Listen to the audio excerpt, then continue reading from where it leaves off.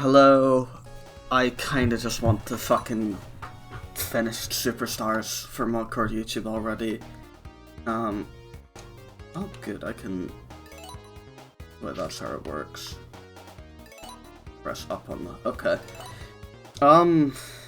Yeah.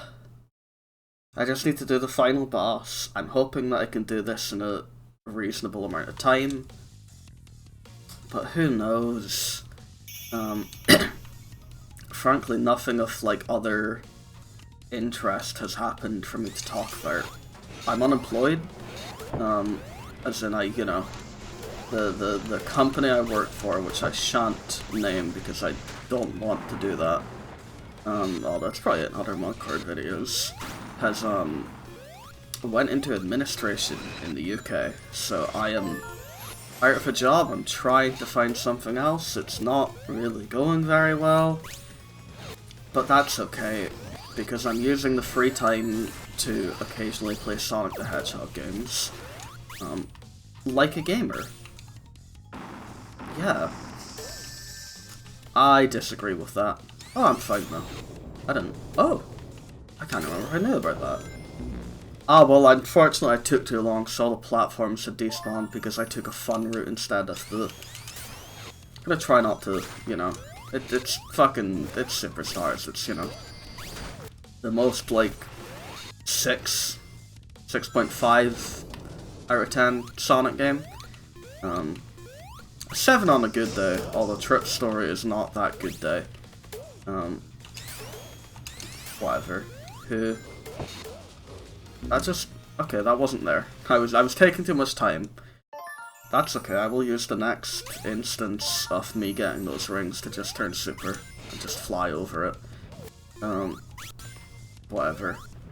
Last time I was not having a good time beating Fang, so I simply stopped the recording. Right, no, don't go there yet. Yeah. What's the fucking button again? X. Jesus. I clearly don't play Superstars very often. Nice. Yeah. God, I love Super Trip. I love interacting with the game. It's like, you know, the super forms are inherently, like, kind of supposed to be your power fantasy for the win condition, but I don't know if Trip is, that. That's a shame, because I really like Trip otherwise, but, you know.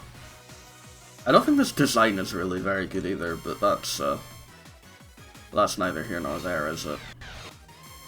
Actually, it is here and there, because it's, you know, an aspect of the game. But, whatever. We don't need to think too hard about that. How's Sonic been? Well, Rumble finally has an actual release date, November 8th, if they hit it, which I feel like they must at this point. Can I not do that? In dragon form, that's cool. Yeah, Rumble will come out, that'll be something. More than that though, it's all Crossworlds, yeah? And I have found that Crossworlds kind of fucks insane. I've not played it as much as some people have been, although I've got, like, more hours in it already than I put in Mario Kart World in its entirety. And, I didn't realize that's how this was going to interact, by the way, but whatever. But no, Crossworlds is fun. I'm playing on Switch 1. Well, I'm playing it on Switch 2, but it's the Switch 1 version because, you know, they haven't put the Switch 2 version out yet. I hope it comes out soon, because right now, my biggest criticism of the game is that it's ugly. But that's because I'm playing the Switch 1 version. But outside of that, like, you know, the game's good as fuck. I'm eager for Knights to come out already, by the way. You know, they will likely be the December character, is I think the thing that people agreed on. And you know, obviously, like, I can wait. But I kind of suspect that, like, when Knights comes out, they will be my main, as it were. Plus, we already know they're an Extreme Gear character. What character type they will be, we're not sure. Hopefully Boost, but it doesn't really matter. It's weird that Miku is the only Boost character, by the way, not even Jet. is a boost character. But it doesn't actually make that much of a difference stat-wise, I think, so, you know. Who really cares?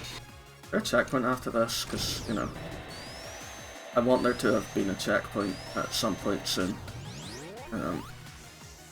Just so I'm, you know, not redoing this. But no, I like crossbows a lot. I'm eager to... That was my fault. I'm eager to see how they continue supporting Crossworlds, though. I hope we get more new tracks than just the ones that are already, like, kind of scheduled to come out. Just insofar as, like, they kind of want this to be like a live service thing, which is entirely fair and fine. Although that being the case, I want them to do more, you know? Not that I'm not okay with what we have now, but you know what I mean. Does this shit fade away? I can't remember. Oh, it does. Okay, cool. I gained harder than anybody has ever gained before. I at some point want to get all achievements for this on Steam, which isn't that hard, it's just kind of tedious. And I think there's an achievement for destroying every gold badnik in the game. So, you know. Well, hello somebody. I don't know who's joining, but hi. Hello. Hi Bando, it's you. I'm finishing this fucking series. Sonic Gaming. Yeah. Remember last time we recorded this and you and Tegan spoke about One Piece for like the last 2.5 hours? I don't remember talking about One Piece that much. It might not have been that long to be fair, but you know, talking about One Piece is just how it goes. How are you, Bando? What's going on in Bando Town?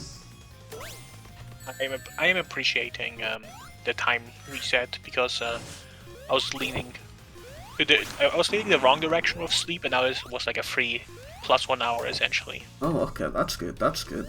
I kind of forgot about it, and then felt like I woke up an hour later than usual. Because they went back, That's not right? That's not how it go. So you actually woke up 2 hours too late then. Yeah, okay. That's about right. Well, I had a dream that, like, a pigeon ended up in my room. And Mayhem was, like, fucking scared shitless of it. He was not stopping that pigeon at all. Which is what you would hope he would do. Well, I mean, I guess I would appreciate it if Mayhem didn't, like, jump on it and kill it. Brutal. I mean, I guess that's less of a mess, but, like, you know... I don't know. I mean, how do you make dealing with a pigeon... I don't know. I guess you're right, yeah, I wouldn't want him to kill it because it would be a lot harder to clean up a... Well, it would probably be easier to clean up a dead pigeon than it would to get rid of a live pigeon, but it's a lot messier. I've done my fair share of dead birds. I had to do fucking 2 of them at Pizza Hut, remember? I think it's kind of crazy that they didn't expect you to do it. Yeah, I know. I never told them I don't have the training to handle potentially diseased animals. Yeah.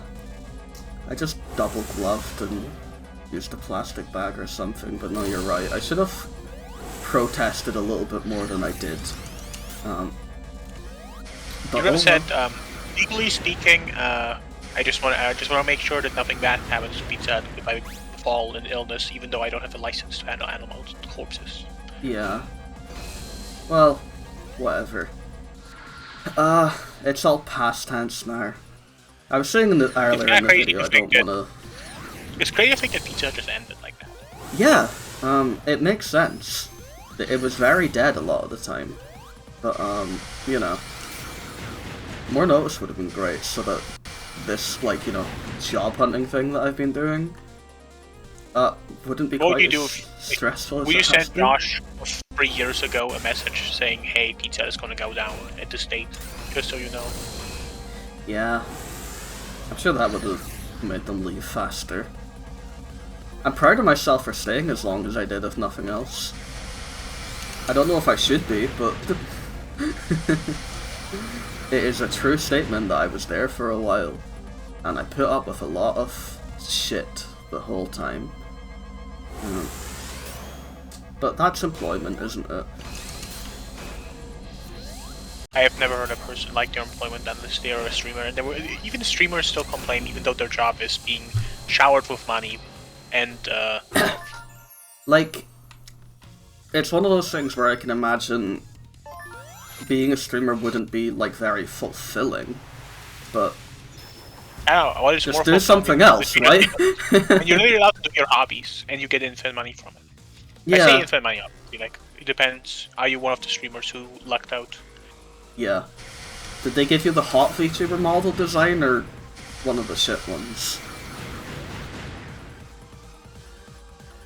I feel like streamer is like the bad version, though. Like, I feel like what you want to aim for is like guy who's allowed to just live off Patreon money and then release a like 2-hour video every 3 years. Yeah, but then you'd have to work to do those videos sometimes. I mean, all I can say is, if you think that people who make those video essays work any like a comparable time to going like live 8 hours, like 7 days in a week, as like a lot of streamers do, you're cooked.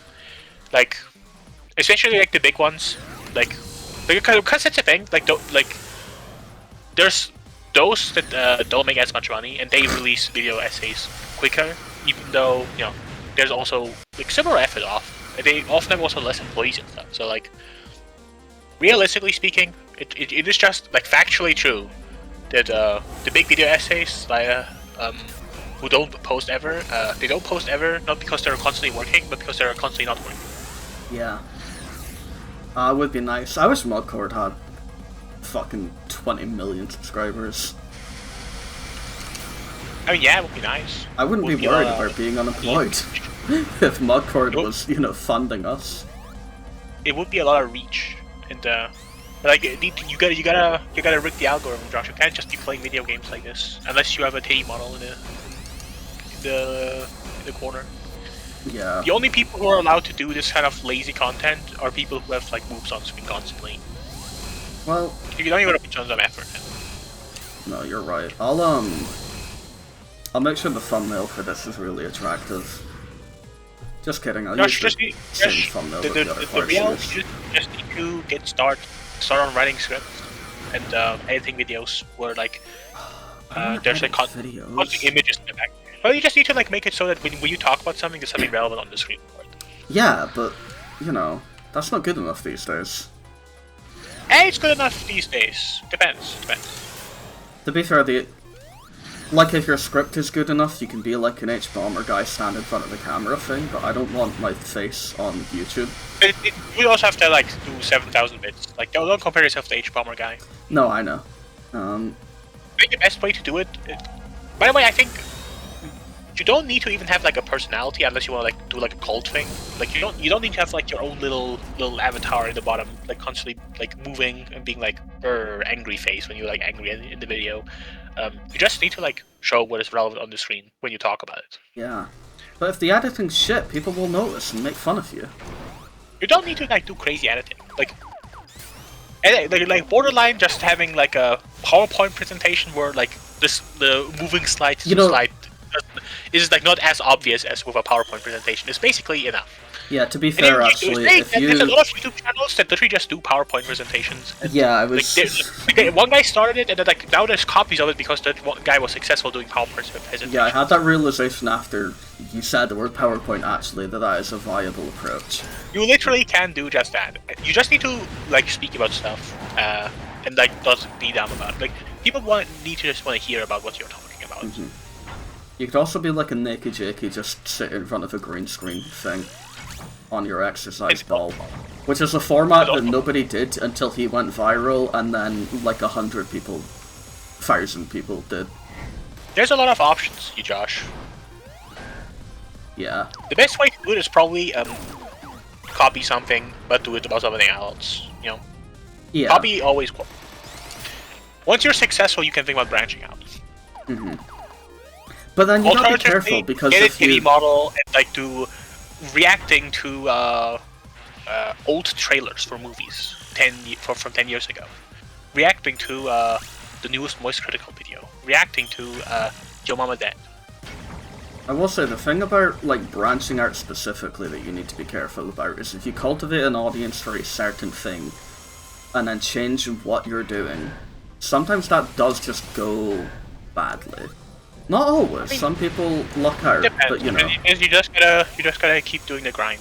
You gotta not become those channels that have like 300k subscribers and get no views, and like all they do is comment on other big videos and hope that people click on them because they have the mark. Yeah. I'm sure Mugcord YouTube won't turn into that. You don't want to become those guys. Mm-hmm. I've like said. You just like Josh, you just gotta keep yapping, and then eventually you can like combine your video essays into trying to fall asleep, listen to me yap for 3 hours, and then you get all the money from the watch time. That's true. Right. That's how you do it. How does this bit work again? Alternatively, you and Wolfie can become titty streamers, and once you're big enough, you can like go and stream and be like, "Oh my God, Wolfie, we're so gay for one another." Ooh, that's imagine a good like idea. sucking each other off, and then like all the fans are like, "Oh my God, they're sucking each other off." That's a really good idea. You're right.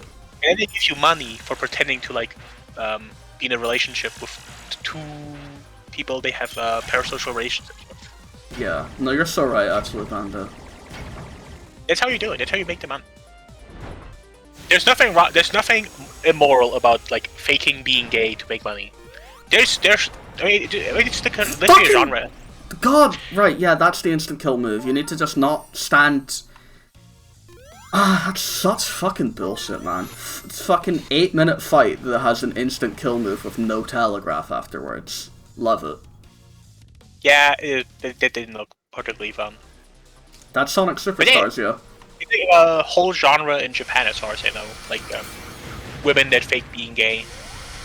I know it mostly because people write a lot of yuris from like the genre. Yeah. They're like, okay, so what if those like girls that fake being gay for money were actually gay? Mm-hmm. And you write your fanfiction that's like, you know, behind the curtains, and they're like, God. It is actually the funniest thing to do, to like...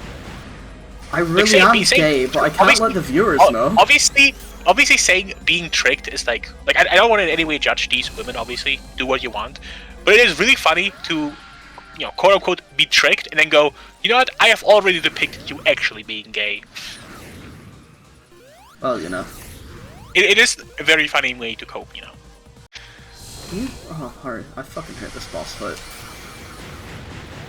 I have one video essay idea, and it's that, like, multiplayer and Sonic games topic that I want to, like, actually talk about, but... What do you want to talk about regarding just the... Sonic?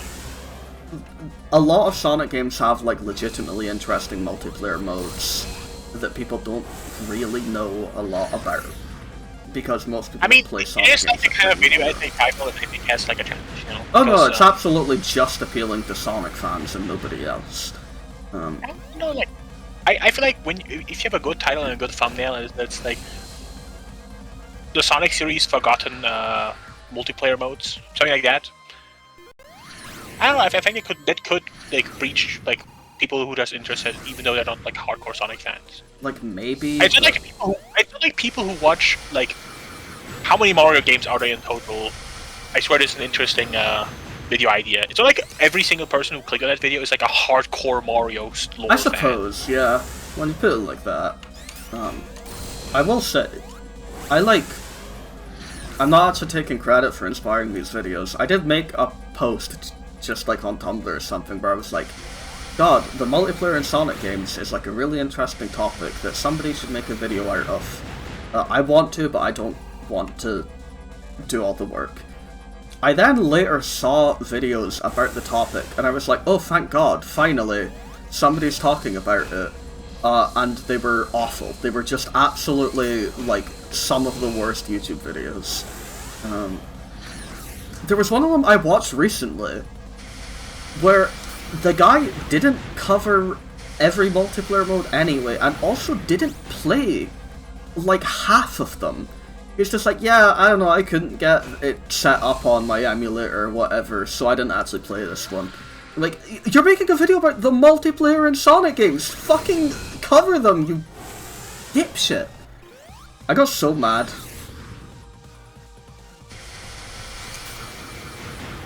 The thing about the scenario where I do it myself is not only do I need to, you know, script, voiceover, edit the entire thing. Well, the thing is, Josh, luckily for you, you have some more time now. Yeah. Well, you know, not for reasons that I'm happy about. You know what yeah. they say? A lot of people have become unemployed at one point and then started YouTube, and it worked out for them. Yeah, I don't know if I'm going to be that one. Although Muggord's nearly at 1,000 subscribers, we don't care about the ones so who who didn't knows? work out. If you just ignore every person who didn't, you know, manage, then, you know, it's a 100% chance to work. No, you're so right, actually. You know, Josh, I just opened Tumblr and the first thing I see is another person talking about how they lost their job. That's kind of... Tumblr is a popular platform for crowdfunding requests. I could do it. I could do a fucking Coffee or PayPal or whatever the fuck link and just be like, hey, I lost my job, donate money to me. I'm probably not gonna. I mean, Josh, I hope this doesn't sound like in any way, shape, or form judgmental, but I see very often people, you know, on Twitter just be like, hey guys, rent is due and I need $200 until this hour, and then you know, they get money for that. So you could try that. You could just lie to me. I mean, no, Hey guys, I will guys, I will be killed if I don't have $200 by tomorrow. Please. Yeah, I theoretically I could do that. I don't know if that would weigh on my conscience very well, but you're right, I could do that. See, it's one of those things. I think if I wanted people on Tumblr to give me money, it should be because they're interested in what's on my blog. However, I can't really imagine that type of person existing. Although, maybe that's bold of me to say, because I have at least 2 separate people who like and reblog every single thing I post. So maybe I'm more popular than I think. Maybe if those 2 people gave me... Maybe they're bots. Was it, sorry? Maybe they're bots. No, they're real. It's actually kind of cute that you got, like... You can call yourself a micro-celebrity because you got at least 2 followers. I think that's more like a nano-celebrity. I wonder if I could tell them, hey, you guys like all my posts all the time, constantly, without fail. Give me money. Do you think it would work? Yeah, why not? I'm not gonna, though. Josh, you need to really work on your morals. As in, you need to, like, get them down. No, you're right. When I was talking about that drunk girl who fucking took her top off from me, I should have been all over that. True. Not for me, for the record, she just did. I was like, oh, well, I don't want any part of this. What if you, like, what if you doing that made her so sad and thought, yeah, I need to, like, be gay because I never will ever have a chance with people of other genders? That could be it. That could be what happened. Oh, it is part of the potential. You know, you can never rule it out. You can never rule it out. As they say, as long as there's no confirmation, any like complete insanely made up thing could be true. You're so right. I'm pretty sure she publicly identified as bisexual before doing that, by the way. But you know, that the viewers don't need to know that information. And the thing is, Josh, what if you don't know something? It doesn't exist, essentially. Yeah, you're right. It's like how you can't. That girl break might a law not even if you be don't real. know about it. You know, you can't break laws if you don't know about them. That's real as well. I'm sorry. It would be unfair to punish someone for breaking a law they don't know about. They didn't tell me about murder when I was in school.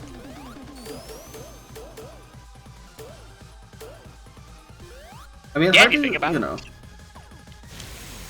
How do most people learn about murder for the first time? This is a bad idea.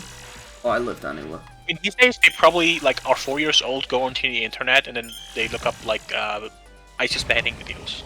Yeah, that's true. I loved looking up ISIS beheading videos when I was 4. I've been fortunate. That was like a weird time in like male history where like it was like considered normal for boys to be like, hey, have you seen these ISIS beheading videos? I had a friend like, who like regularly visited r/watched people die when that was like a real Yeah, subreddit. yeah. Well, it was kind of crazy when things were like less restrictive like that. I think I just remember like there was a point where like two boys were like during break, during like school in like 2018 I think or 2017. They were just watching ISIS beheading videos like during break on their phone and like showing it to people. I was like, this guy fucked up, bro. Yeah, I think that's one of the things where, you know, internet censorship has perhaps been somewhat for the better. Pretty sure they were like laughing their ass off as well. I don't know what's up. Yeah, yeah. I've been fortunate to not generally be exposed to that type of stuff. Somebody in... Yeah, I personally don't like watching videos of people actually dying, because once you like watch actual dying footage, you realize it's actually a lot like more morbid than like watching a movie and like someone gets splattered. There's a huge difference. They just can't make it look real. That's all I can say. Yeah, no, that's fair. There was like some gore image that got sent in Mugcord at some point by like fucking Troll Raider. I don't remember if it was... Like, I don't even know if it was real because it was graphic enough to be like, I can't even be convinced that that is an actual thing. But also if it was, then it's, you know, like one of the worst things I've ever seen, bar none. There's obviously like just annoying guys, and they will post like people will just like post videos of like people like shooting themselves, and then you're forced to see it because you're like, oh, what is this video? Clicks on it, and then like boom, just their face. It happened before. I can say, watching someone like shoot themselves in the head, and then like their head becomes like red mist. It's actually like really fucked up. Yeah. To actually watch real footage of that, opposed to like a movie. Yeah, fortunately, I haven't seen anything like that. I've been lucky. I'm maybe not gonna put the Mugcord link in this video description. I mean, I'm glad that we never had like ever like a person on Mugcord that is like so cringe that they would do something like that. Like just post like insane gore like that. Mugcord, you know, some of us have our moments, but by and large, we're all, you know. I'm glad that Mugcord doesn't just have like really annoying guys, really immature guys on it. Like, I'm glad that I never like click in general chat and someone just like posted like a video of a dog pissing. Yeah, yeah, we are, you know, generally well adjusted enough to, you know, what's kind of an okay thing to do and what isn't, to where we don't deal with anything like that. I'm amazed I played that how I did. Well, you know, such is the nature of the internet. r/ people fucking dying, on the other hand, is a good subreddit. That's the one where it's nothing bad actually happening, it's just like, you know... Yeah, unfortunately, Josh, I'm really not that kind of Reddit guy. I love Reddit. I was on, you know, thinking Reddit about it, earlier. What if you tried making like a podcast with Wolfie, where you like read r/MIBasshole and you gotta like judge it? You gotta bring out the real low effort content. I mean, yeah, we could do that. I don't want to make that a podcast as such, although honestly I think that's a Mugcord video. Just... I mean, what else would... I mean, it essentially is a podcast because it's just like yapping. Yeah, I know, but like, I don't want it to have more than one episode. It is conceptually funny for Mugcord to turn into reading different fucking subreddits. There was another subreddit I found out that was basically r/AmITheAsshole, although I can't remember what it was called. It was a subreddit that was just r/AmITheAsshole, except they were never the asshole. I think it was r/AmIOverreacting, actually. And it's always like, you know... I heard that one is pretty funny. Probably same shit. All the posts on Am I Overreacting are just like, oh, my fucking girlfriend, I can't remember any of them. Never mind. Somebody was obviously in the wrong and I'm angry about it. Am I overreacting? You know. So, my boyfriend punched me in the face and told me to kill myself, and then my family invited him to dinner and I said no thank you, and now they're mad at me. Am I overreacting? Am I overreacting? I was going to have my wedding, but then everyone didn't show up, including my husband, and they had a separate wedding. Yeah. Where my husband married my cousin. Yeah. Am I overreacting? Yeah. I love. You know what? We're not doing /Am I the Asshole podcast. We're doing Am I Overreacting podcast. Okay, you know what? I will open Reddit. Always a good decision, by the way. r/Am I Overreacting? And presumably we don't want to, especially because you're a Redditor. I'm not gonna look for like the best of all time. I'm just gonna look for like recent. Yeah, no. Show me the hot top. Let's go with like top of this week. By the way, like, what the fuck is the distinction between sorting by hot and sorting by best? Because best isn't the same as top either. So I think hot means that they're getting like within like shit. a recent time. Like basically, it's not looking at the raw numbers. It's looking at like how much interaction is it getting in the last like few hours. Like so, I think essentially hot could be like a post that is like 3 hours. Like 3 hours, like it's relatively fresh still, and there's like a lot of discussion currently going on about it still. That's fair, but what about I'm pretty sure that's best? what hot means. Again, best is different than top. Well, best, I think it just looks at the raw number. Okay. Like something could be hotter because it is like fresher and is like getting like a lot of like interaction current. Right. Bearing in mind, you can also sort top by like past hour, so you can have within a period hot, top, and best, and they are all different things that are engaging with different metrics. I love Reddit. It's my favorite place. Alright. Am I the asshole? My boyfriend texting his former student. Alright, let me... Are you on r/Am I the Asshole, or am I overreacting? Am I overreacting? Okay, cool. Oh, no. Okay, I read AIO and I just assumed am I the asshole, but no, it's am I overreacting? This is her boyfriend. Okay, actually there's no gender. So, the boyfriend of this person. Yeah. Texting their former student. Mm-hmm. By there I mean the boyfriend's former student, not this person's former student. Yeah, I got her. Let me read out this text. I am so sorry I didn't get you the link. Like, mildly annoyed face. The one that is using like a slash as the mouth. Yeah. But it was nice to see your face, hear your voice, and share your positivity with you. I've missed you! Exclamation point. It's not. And then I think this must be the response. It's totally okay. I'm so sorry. I feel like I was really unprepared at the meeting and weird all night. I was just kind of did the wrong things and said the wrong things. Anyway, I'm sorry. It was so amazing to talk to you. Anytime you get a chance, I'm always really excited to hear how things are going and to trauma them all over my very academic struggles. It was good to hear your voice. I really missed you. Actually, I think it's the same. It's really hard to say because like they're using some really weird background. But I think it was actually no, they were separate messages. There was a response, and the response to that is not at all. You did a great job at the meeting. I just read your body language. I was sensitive to the fact that you were a little uncomfortable. You're human. You can always call me. I will make time for you. I love hearing the stories. It makes my life seem better. And then like a smiley winky face. Yeah. Okay. If I understood correctly, which I assume is because there's like screenshots of like a phone or like a pager. Yeah, I think it's a pager. So the first one is like the first one. The I'm so sorry. Didn't get a link. I've missed you. Thing that is from the boyfriend, and then the other text about like trauma dumping that was from their former student. Yeah. The last one about you can call me and like winky face. That is like the most recent one, also from the boyfriend. Right. Honestly, I don't get how this is like the biggest post in the last week. It's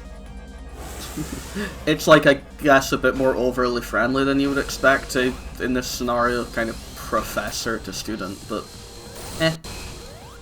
this might not actually be them overreacting, unless I'm missing something and not reading the text. The problem is I don't have like gender here. If the poster is a woman, then the boyfriend is wrong, and if the poster is a man, then it's two men, so I have to hate both of them. So. Ah, okay. That's how it goes. No, that's... Actually, I mean, this is like, if I saw this, I would probably be like weird, especially for the like.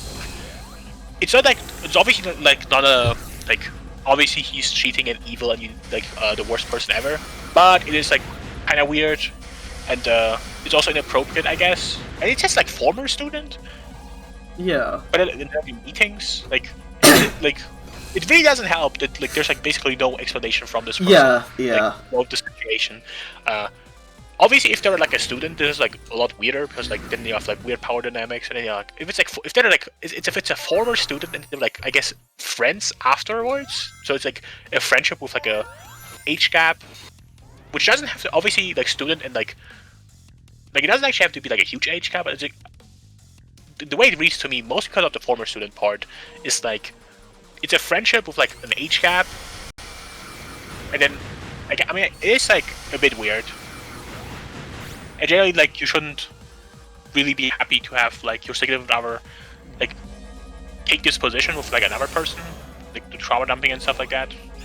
I know, it's certainly weird. I don't think it's, like, overreacting in the sense that you would be concerned. Yeah. I think it's fair to, like, ask questions about this. Though I guess the other situation is this woman is, like, looking at the phone of their partner, so, like, she's already, like, being really weird. Like, that's true. as well. What does the top comment say in reply? Yeah, let's see. I need to like open the post. Well, this post was also locked, so I guess like stuff was happening here.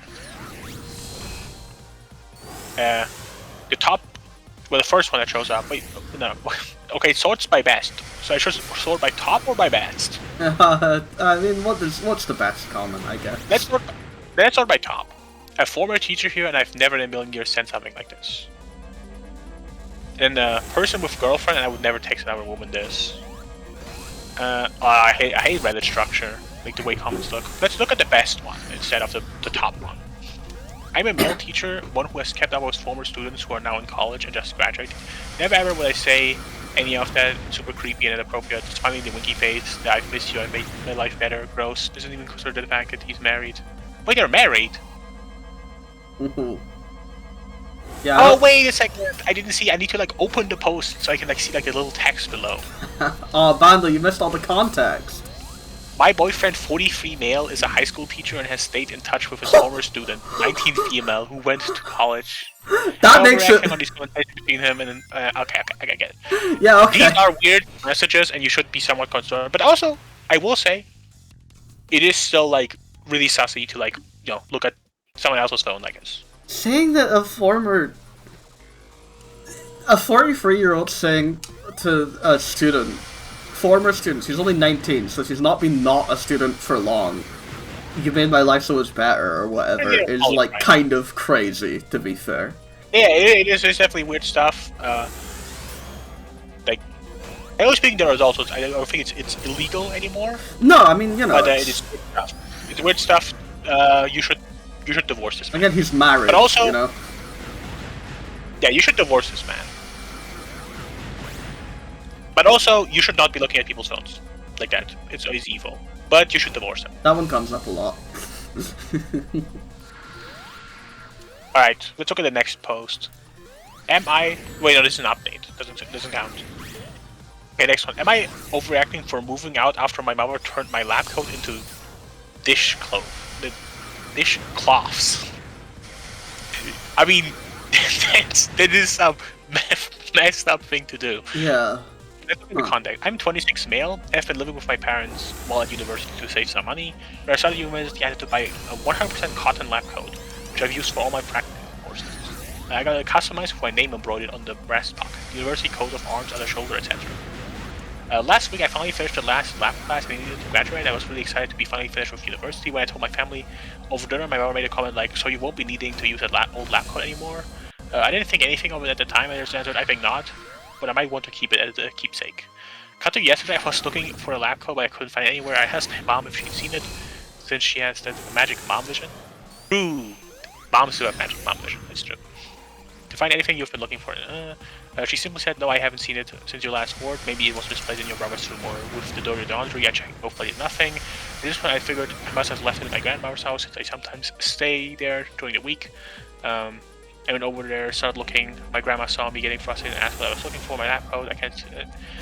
She said a few days ago my mother came over with it and some old clothes. She asked me to cut it up and make it into dishcloths, since it was good cotton. That's... I was done. She went into the kitchen, came back. Newly sewn dish with like a stack of newly sewn dishcloths. I could still see original stitching on it. I was so dumbfounded. I was sent home, confronted my mother. After trying to dodge the question, she finally admitted her defense was, "You wouldn't be needing it anymore, and since that was good material, it was a perfect solution." This is where I exploded. I told her it wasn't the point. The point that it was his property. She had absolutely no right to take it, and lied to his face about it, and then having destroyed it without even asking. It was his decision, not hers. I was all angry of the total lack of respect, packed my bag, and left. I'm staying with my grandma, who feels terrible, though I told her it's not her fault until I can sort out my own place. My mom is telling everyone I'm having a childish tantrum by moving out for a piece of cloth, and that is a massive overreaction, according to the mother. Here's the code wasn't a priceless. Okay, here's the thing. The code wasn't some priceless family heirloom. Sure, I wanted to keep it as a keepsake of what I went through, but honestly, if she had just asked me, "Hey, you're done with this, can I give to Grandma to make some dishcloths?" I probably would have considered it. But I can't get over is the fact that she deliberately went behind my back, took my property, and then lied about it. And I asked her for moving out over the principle of this thing, even if it wasn't attached to the code itself. For one, it's not an asshole move to move out anyway. So, Like I said, Mano, this sub is r/am I the asshole, but they're never the asshole, and it's always the other person did some insane shit. I remember, it's am I overreacting? I keep thinking, is he overreacting for moving out because of this? I mean, I guess it depends. I mean, it's like it says, the code isn't that important, but the sentiment of, can you live with it? I mean, it is like a big-ish thing to do. I would be angry, certainly. Yeah. Am I overreacting for moving out? I guess it depends on, like, your situation. We also don't have a lot of the rest of the context, because this could be like maybe the mother's always like this and he just didn't, like, really think about it, and this is just, an extension of behaviours that she usually embodies at home anyway. Like, essentially, I mean, if you can, like, afford and, like, do all that, like, if it's not a problem for you to move out in that regard, if you can just do it. Yeah. I guess you're not overreacting. It's not the point, though. The point is the mom was the asshole. Well, I mean, it's not about am I the asshole, it's about am I overreacting. And I would say you're overreacting only if, like, you would essentially put, like, really hard financial hardships on you over it. Like, I don't think it's something where you, like, should really put yourself in, like, financial turmoil over it. Because it's like a pretty shitty thing to do, but I don't think it's a deal breaker in the sense of, like, I'm fine with, like, living a really hard financial situation over this. Yeah, so that is basically where I'm at. Like, what she did is obviously, like, stupid and you should be allowed to be angry, but if it's, like, a situation of, like, basically you're putting yourself in, like, a peril over it, I would say it's probably a bit too much to put yourself in peril over it. I don't think it's, like, a deal breaker to the degree of, like, I literally cannot live with this person anymore, and I would be happy to, like, be living in, like, extreme poverty over it. Fair. Yeah, that's What's next, Panda? Like, obviously you're valid for, like, being mad as much as possible. But, like, purely practically speaking, I wouldn't if I, like, would have to, like, really suffer over it. Like, if this happened to me, and moving out would, like, be really hard financially, I think I would just remain being really pissed. Yeah. Like, I would take it while being really pissed. No, that's fair. Am I overreacting? My fiance lent my sick cat to his best friend. Oh my god. What? I'm gonna guess the answer is no, they're not overreacting, but let's read the post and find out.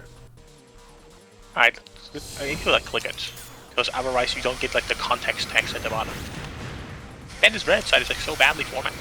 I love Reddit, stop talking shit. Alright, 28 female. I had to attend this important meeting hours away from the city, so I had to leave my sick cat, my fiance, 29 male. For the meantime, my cat is sick with UTI. I don't know what it is. And so take some meds. But let me look up what UTI is. I think it's urinary tract infection. Yeah, it is that. I'm so good. Anyway, yeah, Cat has that, needs to take some meds. Was left with the fiance while this woman was attending this meeting.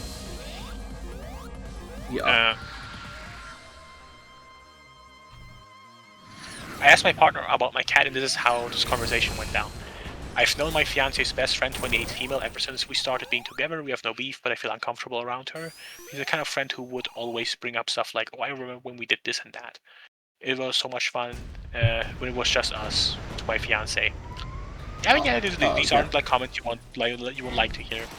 So my fiance bringing my sick cat just to cheer her up pisses me off. But not as much as how pissed I was at my fiance. He picked up my cat immediately, just like he said. And the screenshot. Okay, look, I will read a screenshot in a moment. Yeah. Because I want the context before the screenshots. Riot, his best friend, did take good care of him, but I'm still raging. I feel pretty though because no one was hurt and he did have to go back to the office and would have no one to leave my cat with. However, I still feel like he handled the situation in such a way. Okay, and now we need to read it. The screenshots to get like more context. I presume Blue must be the boyfriend. God, I'm so tired. This meeting is taking ages. How's doing? From the sounds of things, Blue spent the okay. Yeah. It's God, I'm so tired. I guess how's means the cat's name doing. Has he taken his meds yet? Lol, hang in there, babe. Oh no. These are screenshots from the girl. Like, yeah. Blue is the girl, and then the answers are from the boyfriend. Okay. So, God, I'm so tired. The meeting is taking ages. How's cat's name doing? Has he taken his meds yet? There's a girlfriend. Then now boyfriend's response. Lol, hang in there, babe. And I don't know. Let me ask name of his like female friend. Yeah. And she responds with question mark. What do you mean? Let me ask. LeMayo. I had to go back to the office today and let. I had to go back to the office today and because like the name is like scribbled out, it's like hard to like understand sometimes. Like I think it's a name that starts with K. Yeah. Anyway, I had to go back to the office and was available, so I left the cat's name there. I will pick him up tomorrow morning. Don't worry about it. What the fuck? Why didn't you tell me this before leaving? Okay, before leaving, cat's name to girl's name. Don't worry about it. He says again, don't worry about it. And Peter, what the fuck? Why didn't you tell me this first before leaving? He is sick and has to take meds.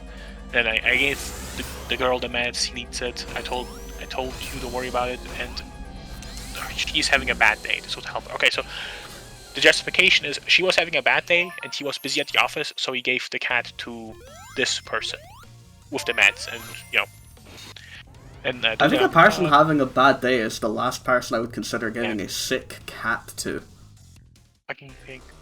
Yeah, okay. So this is basically the situation. Apparently, the other guy was also busy at the office, and then he left the cat to this girl.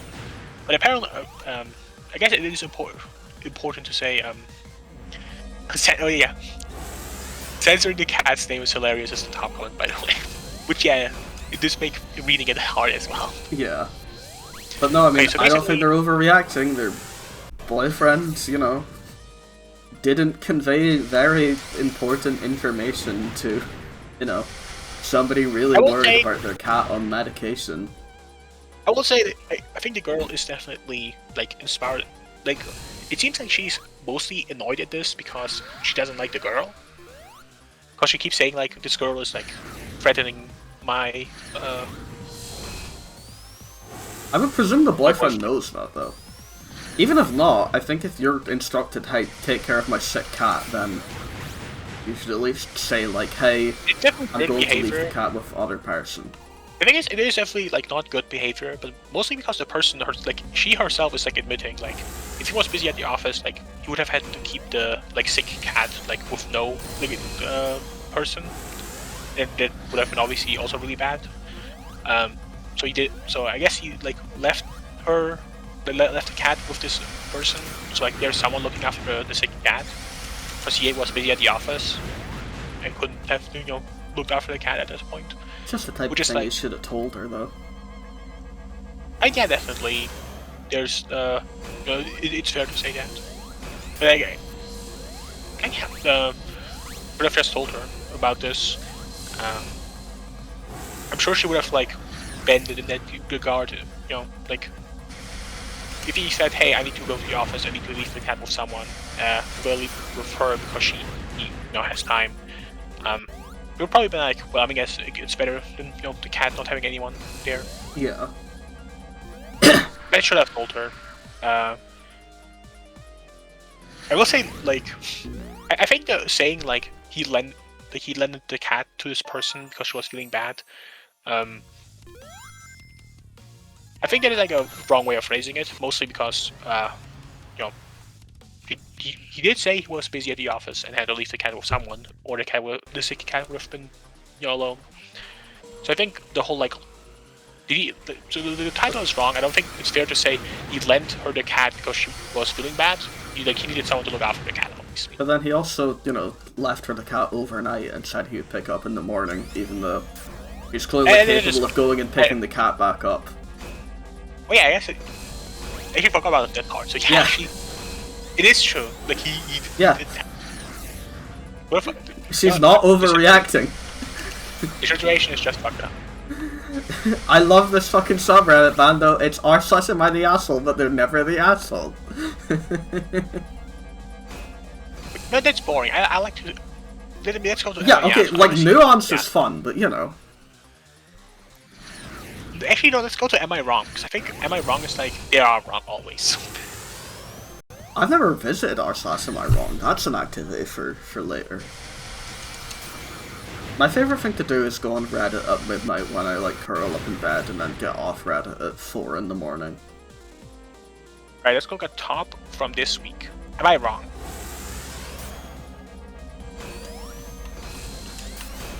Am I wrong for telling my spouse's emotional affair partner's wife about this situation?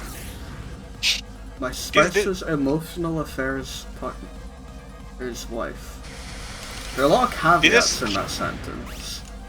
This sentence is so hard to read. Okay, am I wrong for telling my spouse's emotional affair partner's wife? Okay. So your spouse has an emotional affairs partner, that's functionally just a mental health role for all intents and purposes. And that person also has a wife. So there's like, 2 points of contact between... I don't know if that's... I mean, let's find out. What's going on? Are they wrong? My wife revealed that her and her ex-boyfriend, whose relationship ended over 12 years ago, still wish each other happy anniversary. On top of that, I saw flirty messages from him to my wife, and him asking to have an affair. Okay. My wife downplays communication. I think it's more than she lets on.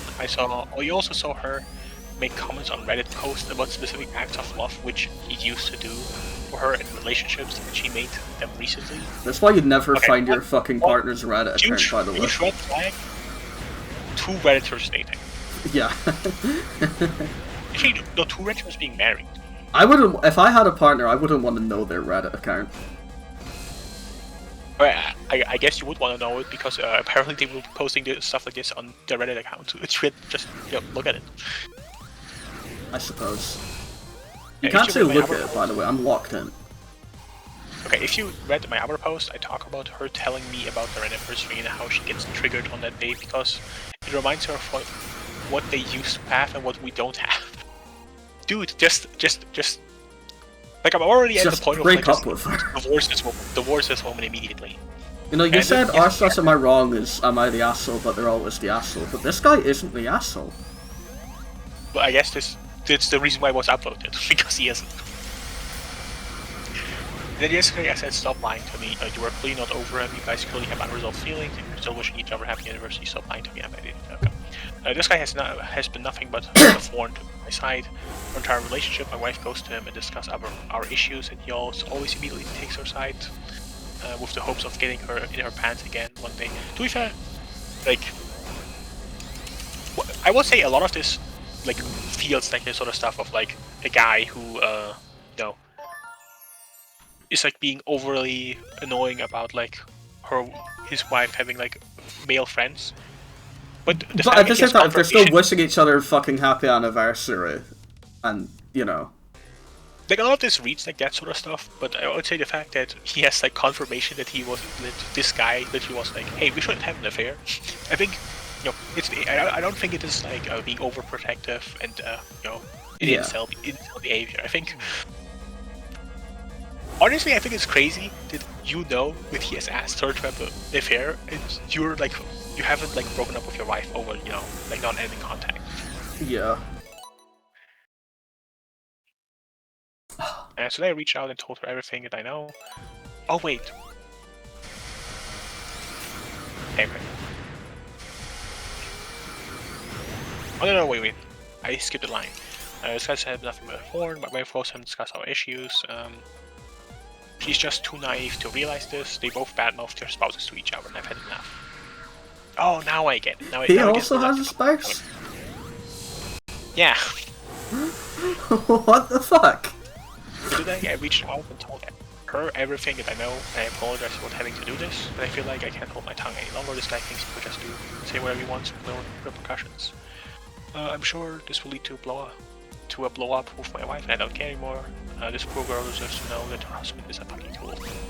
Am I wrong for this? Am I ready for the backlash I'm about to face? Okay, so I will say, for one, I think it's fair. It is moral to, like, if you know, like, this situation is fucked up anyway, because, like, how are you still with your wife? Like, yeah. How if you not demanded to, her to stop? I don't think he's in the wrong for bringing that guy's spouse into it all. I think she, needs to know that her husband is, like, being unbelievably unfaithful behind her back. I think that, like, him just proposing, hey, we should, like, have an affair. There is a point where, like, yeah, like, there's no more nuance left in the situation. Like, it is obviously incredibly moral to tell a woman that her husband is just, like, telling other women, hey, we should have an affair. Yeah. Of course, the real, like, twist in this scenario is you could have the OP and the one guy's spouse, like, they get together. That would be the, Okay. That would be the development. But yeah, they're not wrong. So, good start for the subreddit. Point one. Am I wrong? You're not wrong for telling this woman about her husband being, like, awful, but you're wrong for not having divorced your wife forever. What are you doing? What are you doing? Yeah. How are you in a relationship with this woman for this long? Oh, there's an update. Yeah, I spoke to my wife, I shared my concerns, I talked about the happy anniversary things. I blew his cover on him, asking her to have an affair. She was so shocked, surprised, taken it back, upset. Quick to defend him and take his side, which was nice to see and I appreciated it. No wait, I spoke to my wife, I spoke to his wife. Yeah. I shared my concern about anything. I blew his cover on him, asking her to have an affair. She was shocked, surprised, taken aback, upset, quick to defend him and take his side, which was nice to see and I appreciated that. She confronted him directly, showed him the messages that I sent her, and I guess after that they talked, she shared it with my wife. She made attempts to spin it like I was lying or that they were joking. I just shut it down and said, stop it already. It's time to own it and cut out the nonsense, etc.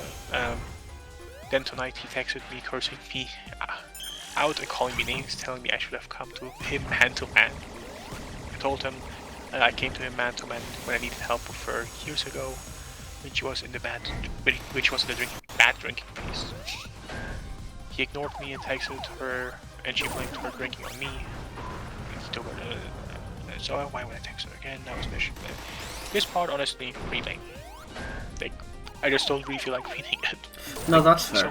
The guy wasn't in the wrong. Like, well done. The other guy doing the whole "why didn't you come to me, mano-y-mano" thing is like, fuck off. There's a really obvious degree to which that type of, like, macho attitude just, like, completely makes you look like a fucking idiot all the time. But a lot of men are like that, so... I didn't even know about this emotional affair thing. But apparently this is a thing. Well, Dude, the next post is literally, am I wrong for leaving a date and telling me their husband that they were cheating?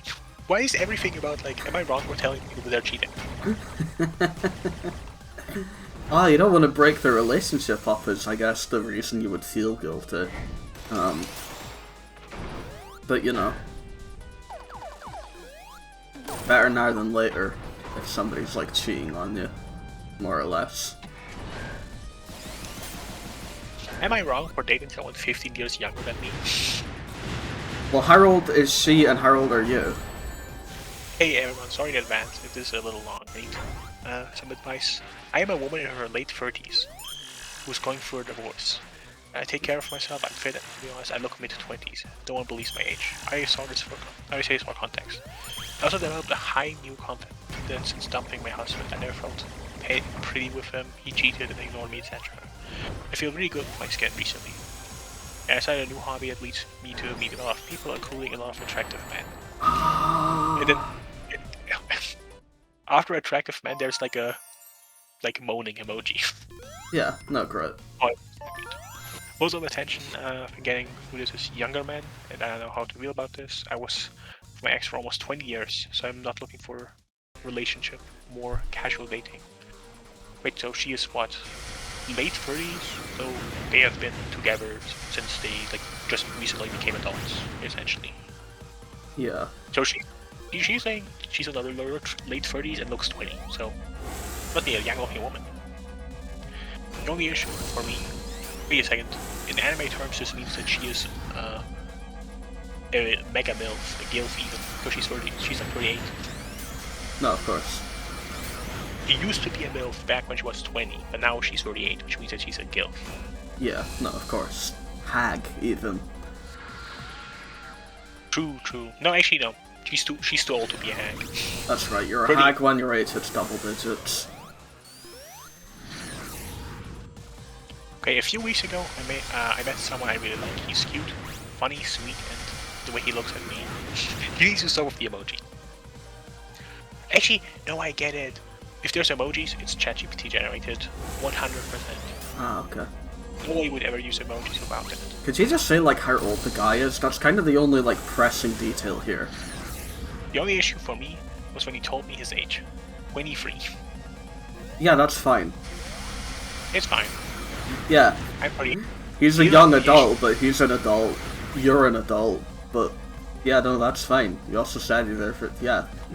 You're not wrong. Good for you, lady.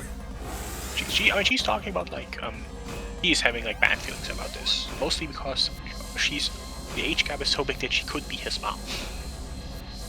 I mean... Yeah, if you were a fucking teen pregnancy, sure. I have another one here, so she feels weird about it. Am I wrong for having this kind of relationship with someone younger than me? I mean, she's like feeling weird about it in the sense of like, I mean, if you want to do it, do it. If you don't want to do it, don't do it. Yeah. Not technically evil, though. I think I agree with most people that big age gaps are sussy in general, especially because there's like experience and power dynamics that are like wrong. It's not inherently like it's not inherently wrong. Like I could see like it is something that could technically be fine, but these sort of age gaps often have problems with them. So like be careful about it. Certainly, I wouldn't say like outright that she's wrong for doing this, but it is like a very sussy topic. These sort of things often like. I don't think it's worth framing the human experience in that sort of way myself. You're both adults. Like, if you're developed enough to know what it means for you, then yeah, sure. It's 23. Like a 23-year-old person can be a lot of things. Like a lot of 23-year-olds are very like naive. Yeah, no, like you know, there's degrees which that's just gonna happen, but like. And there can be elements of like, for example, like, and then there's stuff like financial abuse, easily possible. Like, I think 23 is old enough to where you're able to take responsibility for that, though. I'm not and saying then you can like be, you know, financially rough, obviously, but 23 is old enough to where, yeah. I'm not saying, as I said, I'm not saying there's anything wrong inherently. I'm just saying that this is like, it's like a flag. It's like an inherently flagged relationship because these have common issues, very common issues. Fair. She's not wrong, though, relative to what she's actually, like, asking. So far, we're 2 for 2 on not wrong, by the way. How often are they even the asshole and r/am I the asshole for that matter? The thing is, obviously the person will always, like, describe the situation. Yeah. In a way where it's as positive to them as possible. He punched me in the cock, I said, what the fuck, bro? Am I the asshole?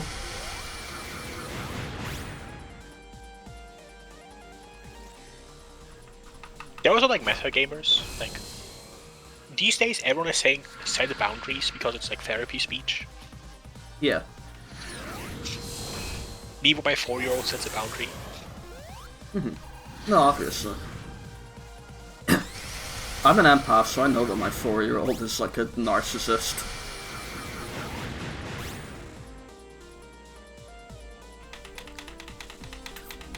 I don't know how long I've been playing this fucking boss fight. Way too long, gosh. It's just because, like, it has... Most of its shit is an instant kill, for some reason. In a game that generally avoids instant kill because they're kind of cheap bullshit.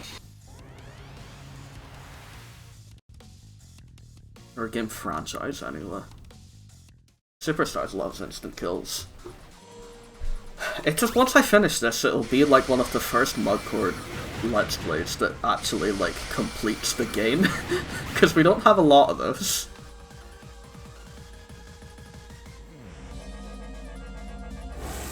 We need to get back to the Made in Abyss game, for that matter. Or it's a good game. It's a good game right now.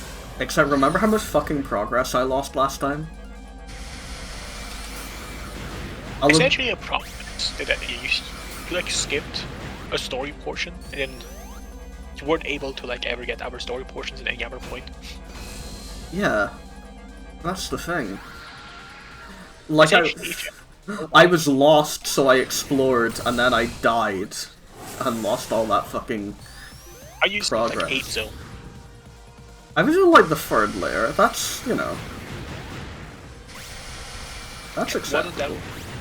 Wasn't done with the 1st layer. Went to the 2nd layer, couldn't do anything there. Went to the 3rd layer, obviously couldn't do anything there.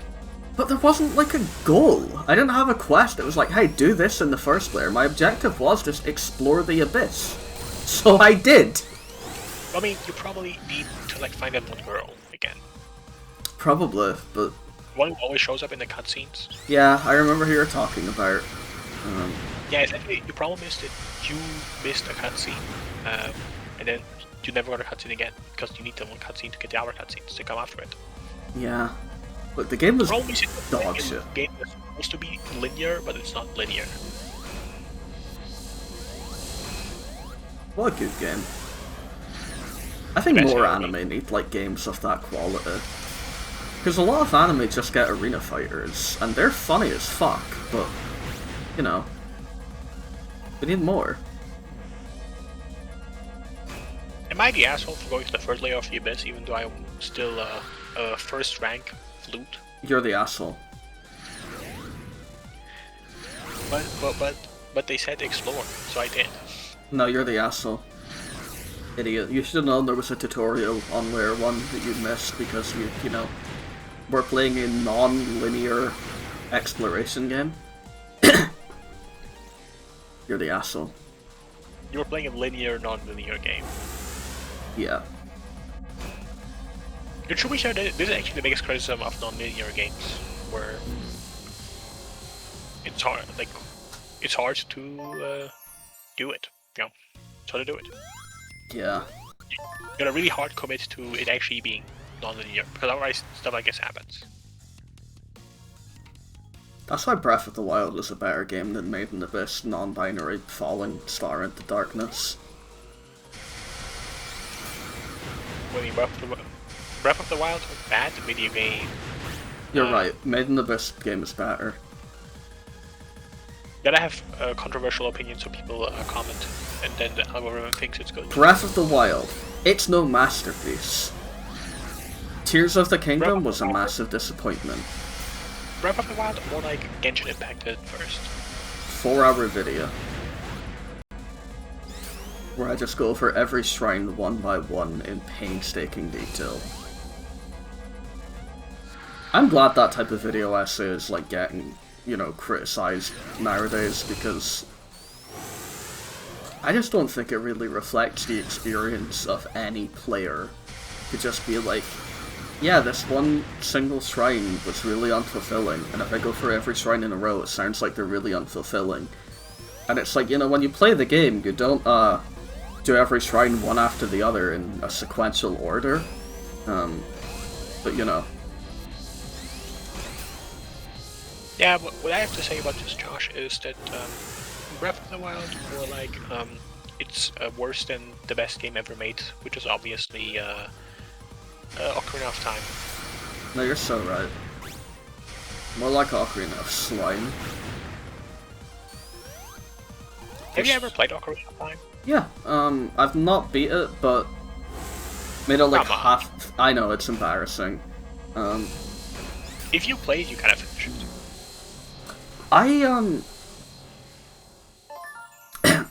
I played it on original hardware. No, I didn't. I played it on the, like, some releases of the Wind Waker have, like, 2 discs, and the other disc has Ocarina of Time and Ocarina of Time Master Quest. I played Ocarina of Time through that on the GameCube. I made it to, like, the Shadow Temple, I think, as Adult Link. You know, I need to get back to it, because, yeah, it's actually good. That's my biggest, like, gamer shame. I've, like, played most Zelda games. I haven't really beat most Zelda games. That's actually embarrassing. I've beat, okay, 3D-wise, I've played but not beat Ocarina of Time. I've played but not beat Majora's Mask. I have played and beat Wind Waker. I played and didn't beat Twilight Princess. Played and beat Skyward Sword, played and beat Breath of the Wild, played and beat Tears of the Kingdom. Those last 3, all 100%. 2D is more of a mixed bag, although I beat Zelda 1, I haven't beat Zelda 2, I've beat Link's Awakening, I haven't beat Link to the Past, I haven't played the Oracle games whatsoever, and Link Between Worlds I have played and beat. Haven't played Echoes of Wisdom. Point is, like, the thing is, the ones I haven't beat, like Ocarina of Time, Twilight Princess, I made it, like, close to the end for them, and just, like, didn't finish. It's kind of embarrassing. I do need to, you know, play the Zelda games. Oh, I've played every Hyrule Warriors game, though. Yeah. Many people would look at you and go, this guy. Yeah, I'm not really that good a gamer, actually. I play a lot of Sonic games, if you couldn't tell. Otherwise, my expertise is surprisingly limited.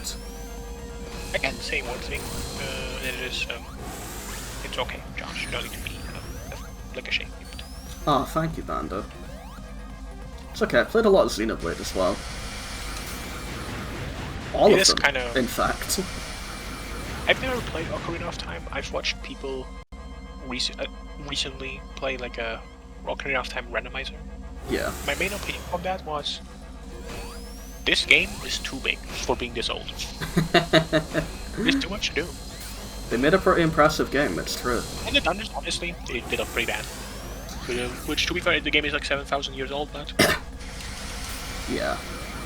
The game is essentially, it's very big, but a lot of the content is old content. It can be, like, empty in a lot of areas. Hyrule Field is, like, a huge fucking moment for the 1996 gamer. But it's there's... like, boring though. Yeah, there's not a lot there. I gotta open the cat door for a moment. Go for it. I did hate this boss, Mugcord, a lot. Weirdly, I remember beating it quicker than I did the final Eggman boss first time around.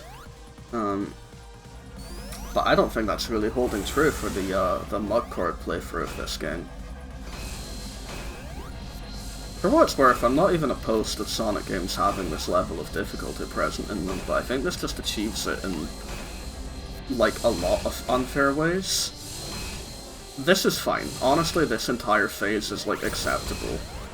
A good chunk of the second phase, I think, is also acceptable, but that instant kill move at the end is... like, if you're not prepared for it, that is just bullshit. Plain and simple. I don't think that's good game design, and I don't think that's Sonic game design. Welcome back, Bando. I was talking about Sonic for a minute. Are you the asshole for never having finished The Legends of Zelda Ocarina of Time? For sure. You know, I was also thinking about this with Pokemon earlier, because I haven't, like... I've never played Gen 1, I've never played Gen 2. Gen 3, I've played Sapphire. I've beat... You're not the age where you have to have played Gen 1. Yeah, I know. But then I haven't even done, like, Fire Red, Leaf Green either. Or Let's Go. Well, Fire Red, Leaf Green, or mid. Look, point is, the only time I've ever actually gone through Kanto was playing Pokemon Heart Gold and Soul Silver. Well, the thing is, Josh, Kanto was not good, so you don't need to. Yeah, but, you know. And then, yeah, never played Gen 2, only played Emerald for... or Sapphire for Gen 3. I played Pokemon Platinum and Pokemon Heart Gold, at least, and then I played Black and White plus Black and White 2. Played X and Y, although, I only beat most of it, and then beat it later with a randomizer, which isn't quite, you know, intended experience. Ultra Sun, Ultra Moon I've played, but again, randomizer, that's not quite intended experience. Sword and Shield I need to get back to. I didn't play either Legends games, or Let's Go. I beat Scarlet and Violet though. I think those are really good games actually. There's a lot of Pokemon I haven't played, is the thesis statement of the thing.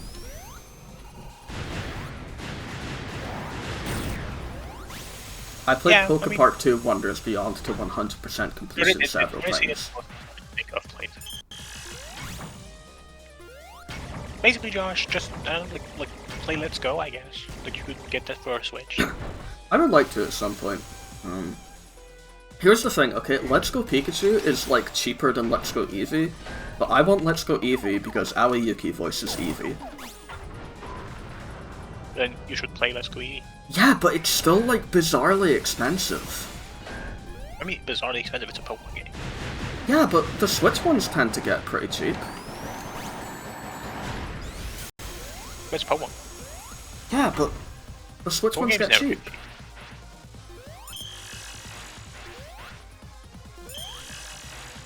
I was gonna actually buy Legends CA, but... well, I lost my job, so I don't want to spend game purchasing money right now. Broke behavior. I know, it's embarrassing. To that end, make sure... Now that you can't afford games, you need to play the games you own. What the fuck are you supposed to do about that? Josh, why are you still playing this game? Because I want to beat it. But you already did beat it, probably. This is like a fucking separate story in the main menu. Okay, I guess it's fair. Just need to remember to use like fucking one of those when he uses that fucking attack. The fire one specifically.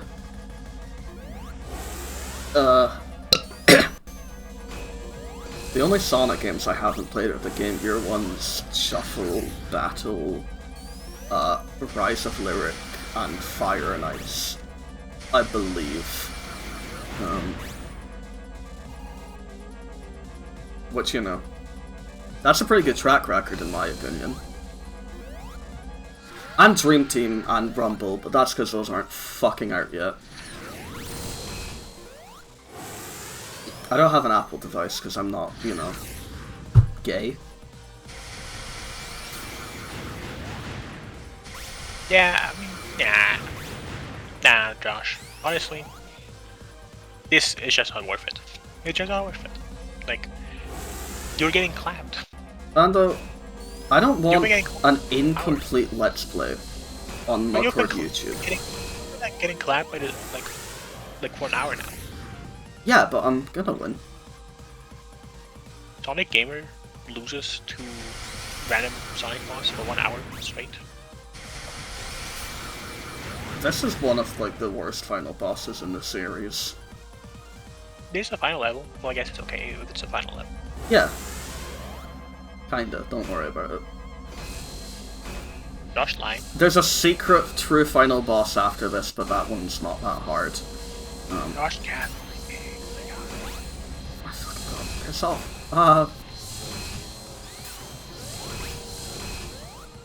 Jesus Christ, this.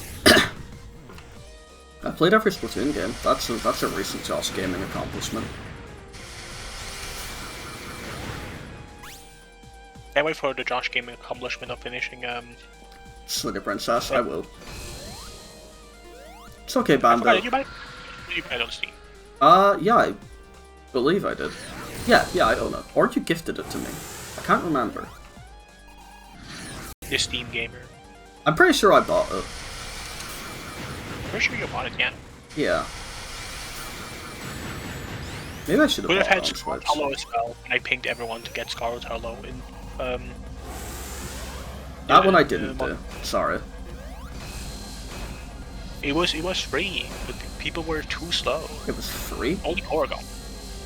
Well, I pinged everyone and said you can get this game free if you're quick enough. Oh, wasn't it on like itch.io or something though? I mean, it's still a free game.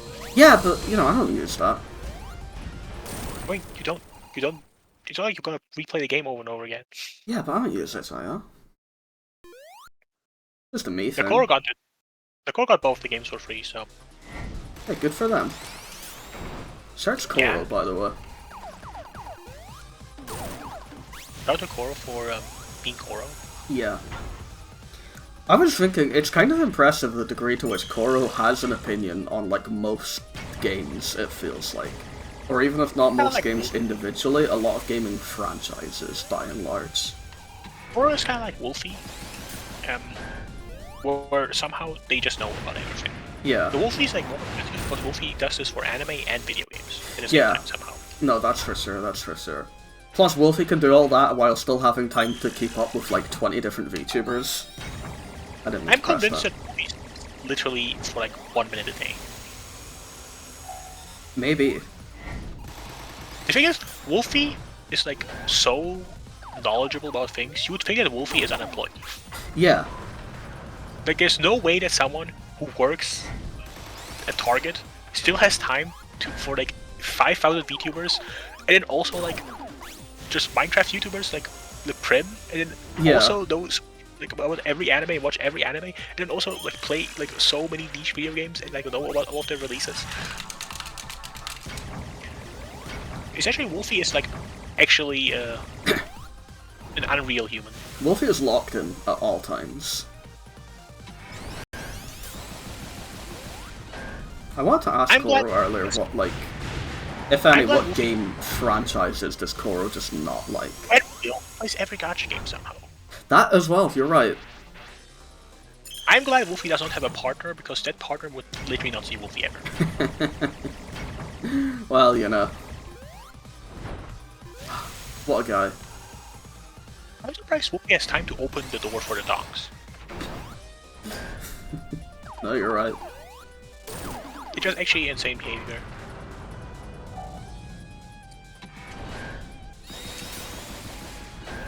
I wanna have that antler ready.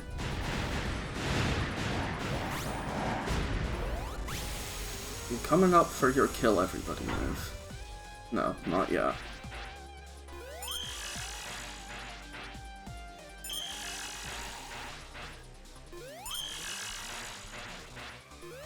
The cat is being a little creature. Oh, again. damn it. May have little creatures just way around sometimes. Or it's appropriate to be like annoying and loud at this tower. Right. Right, okay, yeah, that's what I needed to do, just, you know. That's not even the end of the phase, by the way.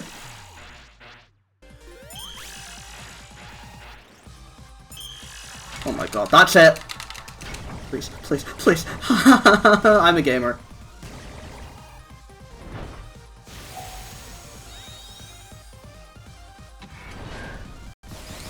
still gotta finish the like secret boss. I know. I've not even finished Still this gotta- one, remember?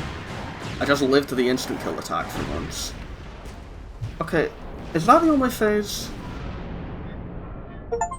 Oh my god, it is. Ah, fucking hell. That was that.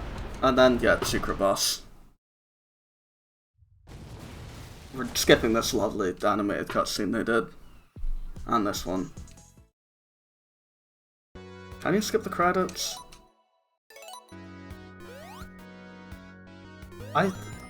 Let's press return to main menu and hope.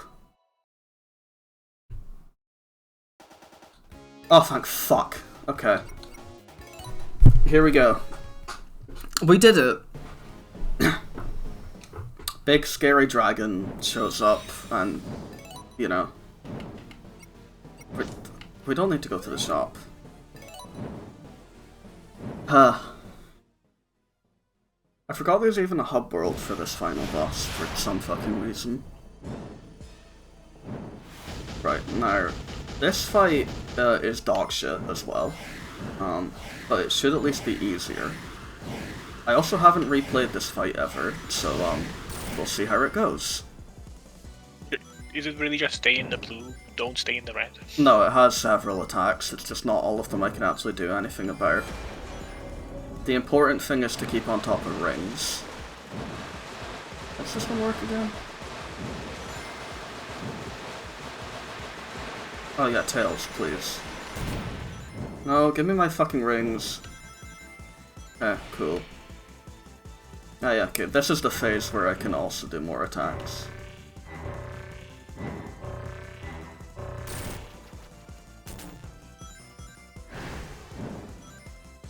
And then we go back to the other phase. Oh, look at that. Is Chainsaw Man movie the top rated anime on my anime list right now? I wouldn't be surprised, to be fair, that generally happens a lot. And we're anime top anime. It's actually still free run, but Chainsaw Man movie is the second highest rated. What score is free run at right now again? 9.29. That's still really fucking high. Chainsaw Man movie is at 9.17. Yeah. And then it's Full Metal Alchemist Brotherhood with a 9.1. Yeah, that's, you know... So it's not really close. That's about normal. Not any list. Maybe Chainsaw Man is number one on any list. That also would make sense.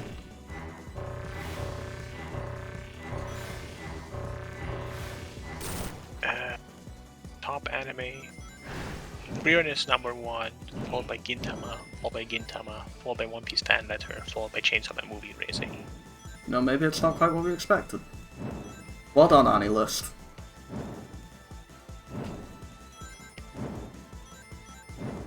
It has more. No, wait.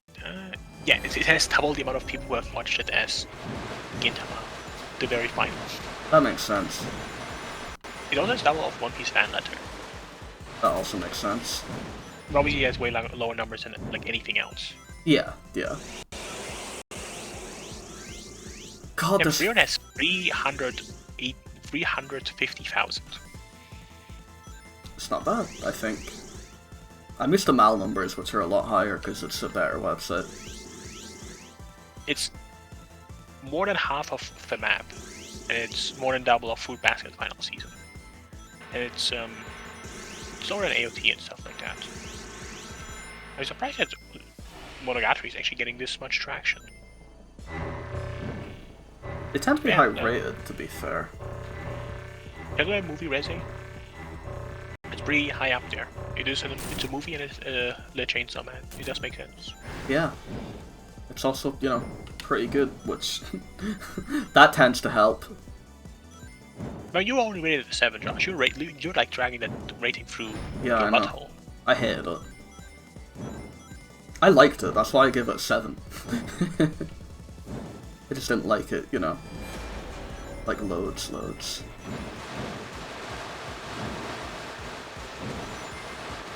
Honestly, Cosmic Penguin didn't like it that much. 89. It's like a free for Cosmic Penguin. I can't remember what that is for Cosmic. let's look at Cosmic's anime list and look at other things rated 89.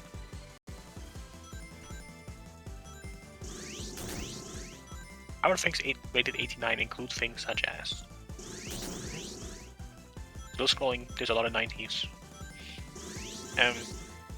It includes City animation, Cyberpunk Edge Runners. Oh, honestly, it is not that big of an insult to be an 89 for Cosmic.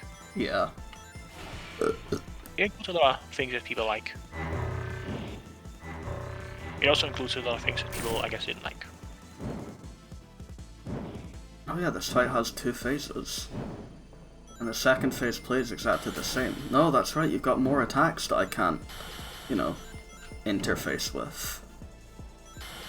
Thing is, the Cosmic has like rated everything in 89, so it feels inherently wrong. Yeah, like this is a known thing, but Cosmic is definitely the hardest mug to decipher. Like how Comical Love Story has the same rating as like everything else. I didn't really like Comical Love Story. I mean, it's like a nice thing, but like it has the same rating as like everything. It has the same rating as Chainsaw Man movie. It has the same rating as Steins Gate Zero. It has the same rating as Apothecary Diaries. It has the same rating as like all the Monogatari. It has the same rating as Mob Psycho 100. It has the same rating as Look Back. It has the same rating as Kill la Kill. Like yeah. Shows from every period. It's like impressive to use a 100-point scale and have like so few things with different scores. 10-point scale. Like obviously, there's a lot of things that's going to be an 8. But Yeah. if you have a 100-point scale and everything is an 89, it's very strange. It's funnier on Mal, by the way, because you don't have as big a scale, so Cosmic's Mal average is, you know... everything gets a 9 on there. Luckily, 16-bit Sensation and Other Layer is way worse than all of those other shows because it's an 88. Yeah, no, that's so true. Oh, thanks, Knuckles. No, give me fucking Knuckles, you piece of shit! I really want to know how do these points work? How do they work? I'm sure Cosmic's explained it before, but... Why is Cosmic's highest score at 95? His lowest is... like... 50-something, right? I just don't get why you're using the 100-point scale and you're maxing out at 95. Well, you and know. you're like bidding out at like what is the lowest rating? Oh my god, why is your plan to watch this so long?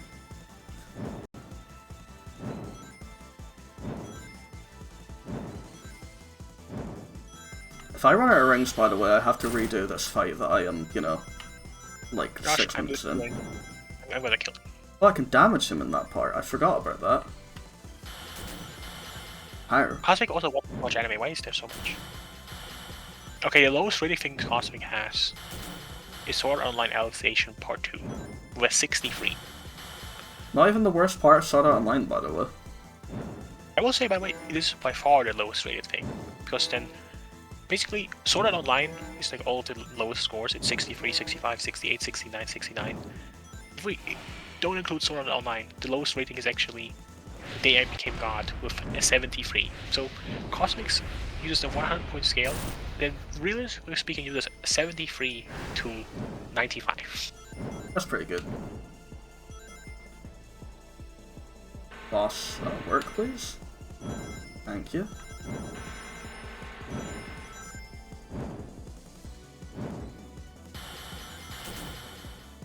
I will say these lower scores, by the way, are also like they're kind of lying. Because like they're not that common. 73 is super good. Like there's only 3 73s, for example. Right. I would say, okay, I would say it's mostly starts with 75, because 75 is like the first score that Cosmic has like 10 off. Fair. And most scores off 75, Cosmic has like 10 to 30.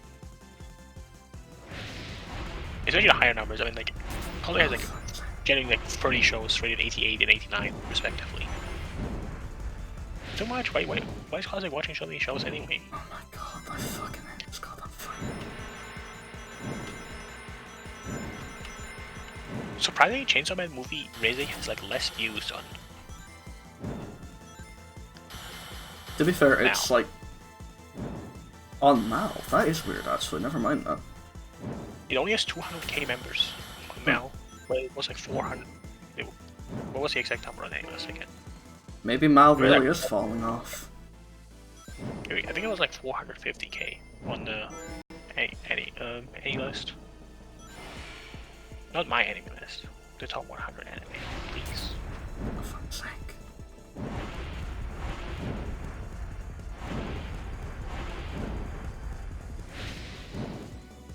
Do I have to fucking ring boost to reach him in that phase? Because I don't really want to do that. Actually, I read it wrong. It's what? 94. It's 94,000 and 196,000. So it's double actually. So didn't fall off yet. Mel is still the bigger side by a lot. Okay. I love my goat. How do I fucking damage those again? Do I just boost into them?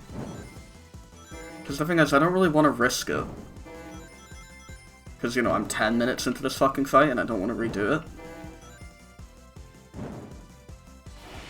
Yeah, please don't fail, Josh. Please don't fail. What's that?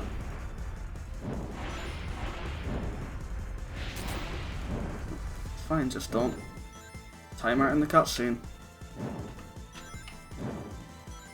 I think it's about to be over. Unless Tails shows up with fortuitous timing. No, that's it.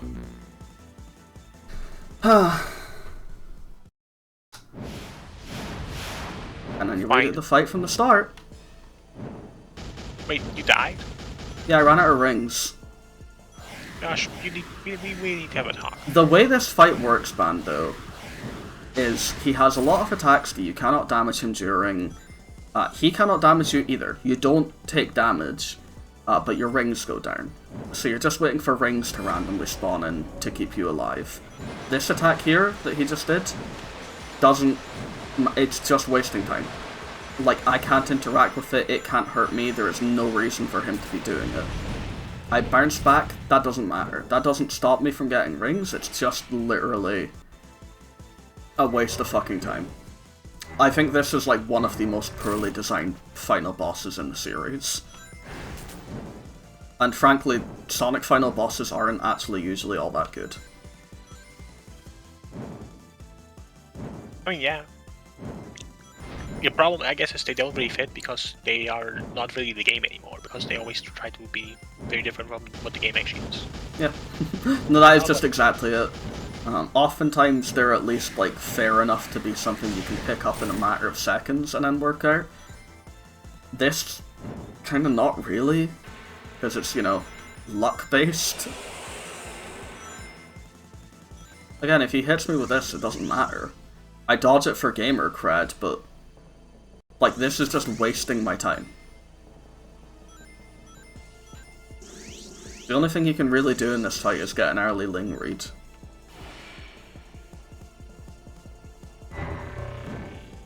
I mean, yeah, just don't get hit though. It doesn't matter if you get hit or not.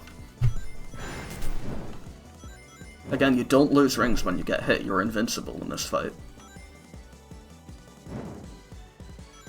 Other Sonic games usually do that, but they do it a bit better. Because you can probably hit the final boss most of the time.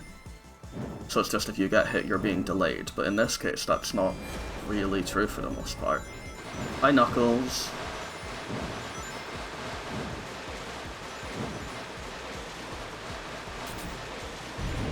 Oh no. You put Ratchet on the screen. How scary. Kawaii.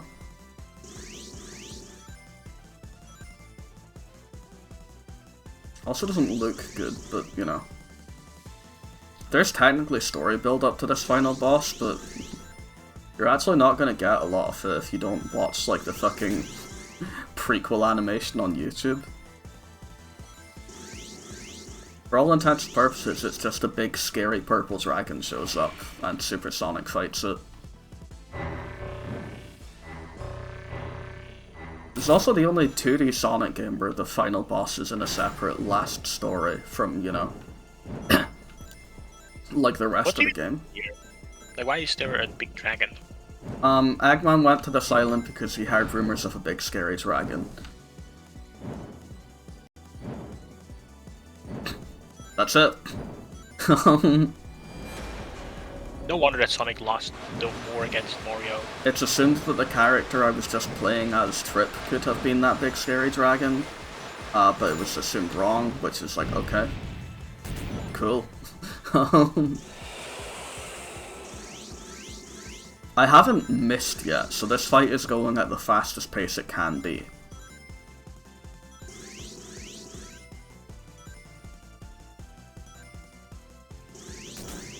Like, oh no. I got hit. I have the exact same amount of rings I already did.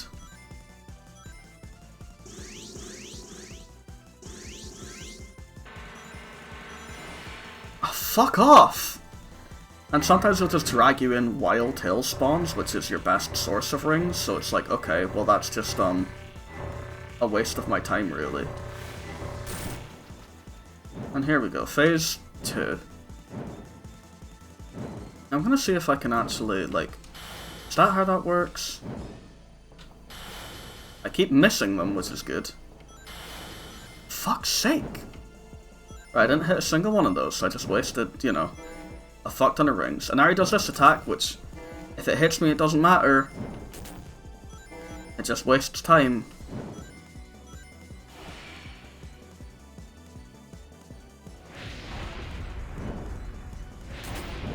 That isn't even like telegraphed, so you kind of just need to hope you're in the right spot. And because I got hit once, I don't get to hit him. Cool. Fuck did Knuckles go? Okay. Right. Let's make sure of this. Oh, okay, well I boosted into it and... Yeah, okay, no, that doesn't do anything then. So most of this fight is literally, like, fucking worthless waste of time. If I get sufficiently annoyed, I might stop playing. And then this can have an episode, like, 6 down the line, I think? Epic Sonic Gamer is actually really bad at Sonic. I'm not really bad, I'm just really unlucky because the fucking rings aren't appearing. Can I get more rings, please? There's Tails at least. How did I bounce one of them back to him? What function am I forgetting about that fucking did that there?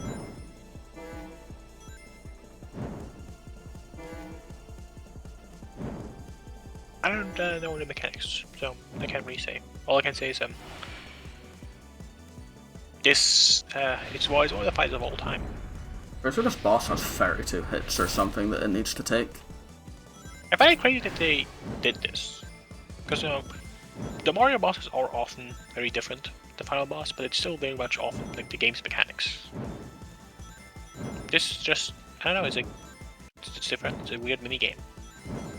It's not very good, no. And again, it's luck dependent because it's just, you know, did the rings spawn in the right place? You lived. Did they not? You died. We'll just dodge. What did I do there?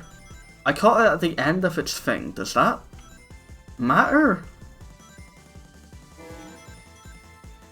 You guys always lose rings. Yeah, no, it goes down. That's what I was saying. You don't take damage at all. You just gradually have rings drained from you. For example, I just got pulled into a cutscene where I wasn't able to move and no rings were spawning and I only had 5 rings because I had bad luck. So I died and had to start the boss from nothing. Again. I think this game is just really bad. No, I think this game is actually a good proof to why Sonic is not considered particularly Most of the game is fine, it's just the bosses are fucking rancid. I know, Josh. I feel like Mario's looking at this going very, going like. You know, Mario bosses also consistently suck, but they're less, you know, aggravating suck and more like, you know, not very interactive suck. At least you can beat most Mario bosses in like 10 seconds flat, you know? They're not particularly present now, you just jump on them. Off, man. They're just enemies you jump on and they don't immediately die. They take a few jumps to die. Yeah. It's still kind of insane that this came out like the same week as Mario Wonder, which is just a dramatically better game. Wait, this came out when? The same week as Mario Wonder did. You mean the one with the elephant? Yeah. Josh, I'm gonna be real. This game to me, I kept looking at it thinking 2010. Yeah, it doesn't look very good, does it? You telling me that this game is 2023 title. Yeah, this game is new. Pretty nice, yeah.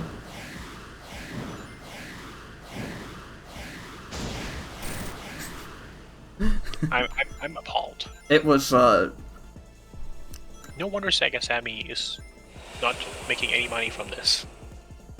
Crossroads is doing good at least. And Shadow Generations came out after this and was fantastic. I'm surprised they released Crossroads around the time where Mario did also the racing game.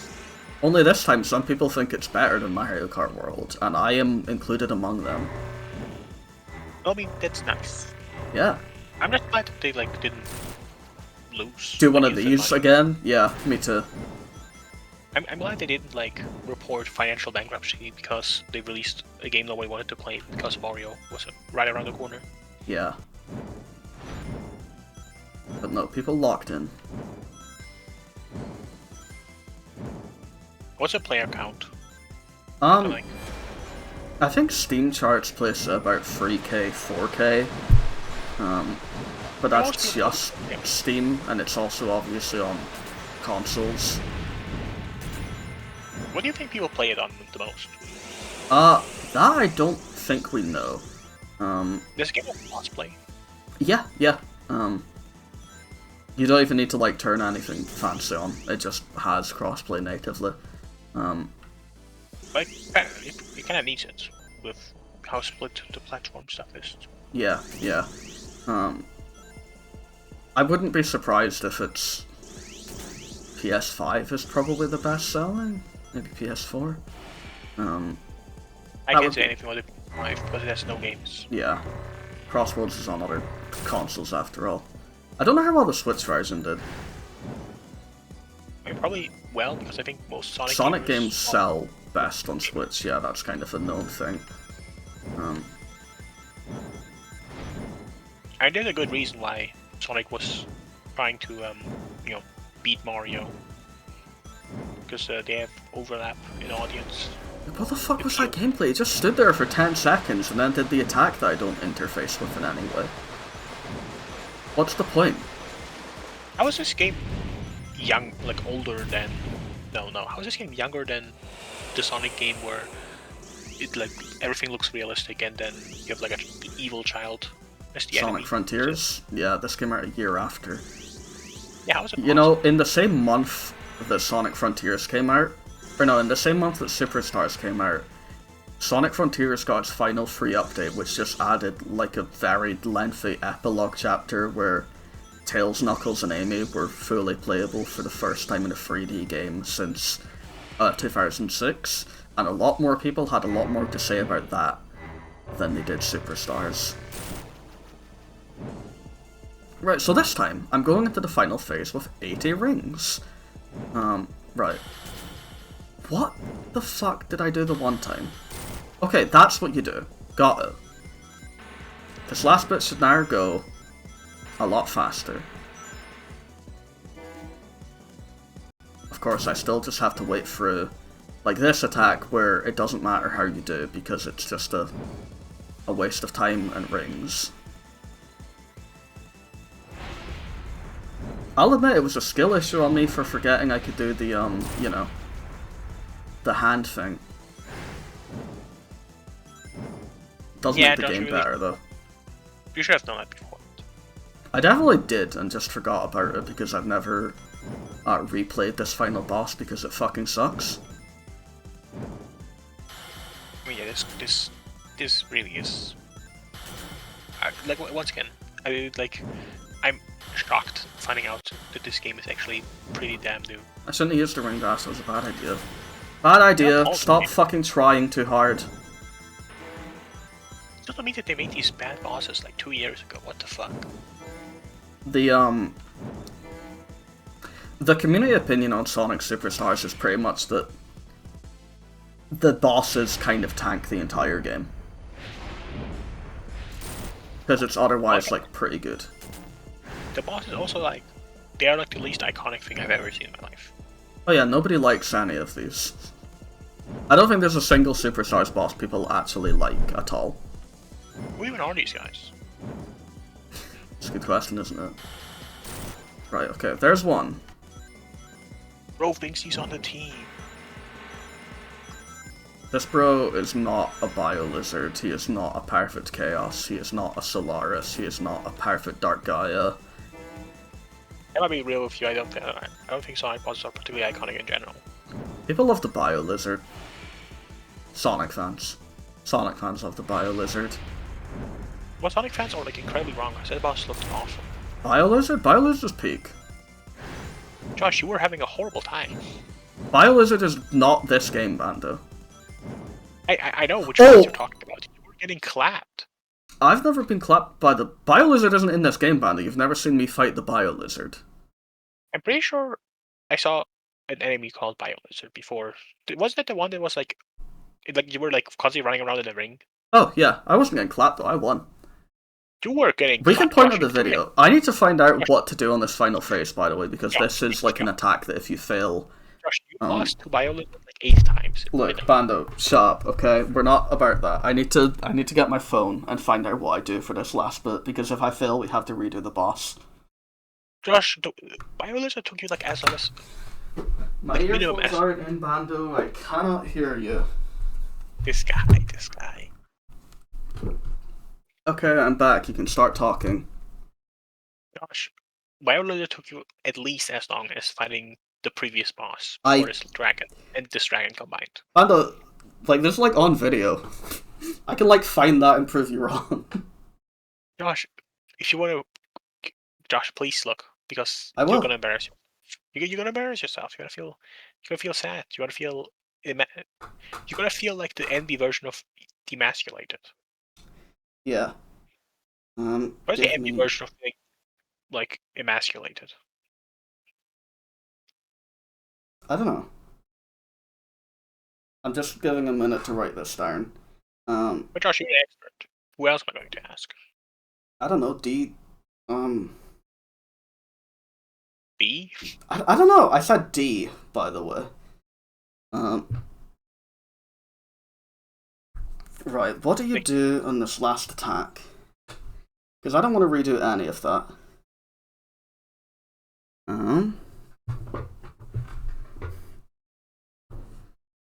Right.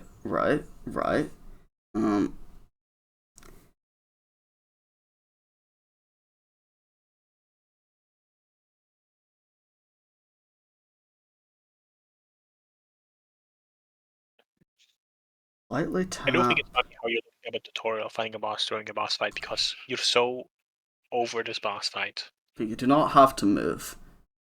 Right, okay, that's fine.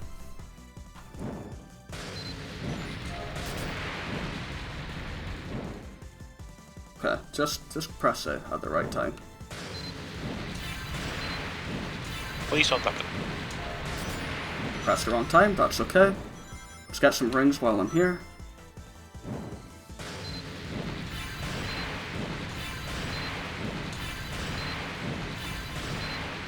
I hope you don't have fear to perform, Josh. I'm doing good. A common fear people have, and then they play badly because they have fear to perform. I love his piss attack. Josh, do you think you have fear to perform when you're recording? Nah. And then worse? For example, I just did it. I mean, it took you like 7 tries. Yeah, probably, to be fair. It took a minute. I'll find the Bio-Lizard after this, though, and prove to you that that I kicked its ass. Bio-Lizard took forever. Bio-Lizard didn't!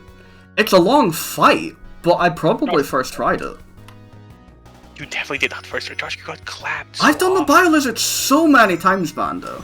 Josh, Bio-Lizard took so long that, like, I remember like the fight took a while. Well, us two were there, and then Tegan joined, and then later Jane joined, and you were still not done. I completely disagree.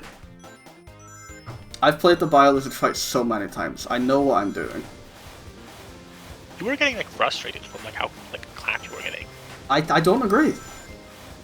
And if I find a video and I struggle with a Biolizard for the only time in my life, I will look the part of a fool, and I will accept that with grace. Will you do it the same when I prove you wrong, however? I would be generally shocked if my memory of seeing you get clapped by this boss over and over again to the point where I was like, Josh, are you sure you can't just like not fight this boss? Because I remember there was specifically one of those bosses where like I was doing literally the same thing. Like, Josh, are you kidding me? How does this boss? How did it take you this many times? Wait, Pando. Are you maybe thinking of the other time I played this game? And the other final boss, which is a big Eggman robot where you also run around in circles? Because that one took me ages. You know, got Biolizard. You're playing as Shadow in the Biolizard fight, by the way. That's a 3D game.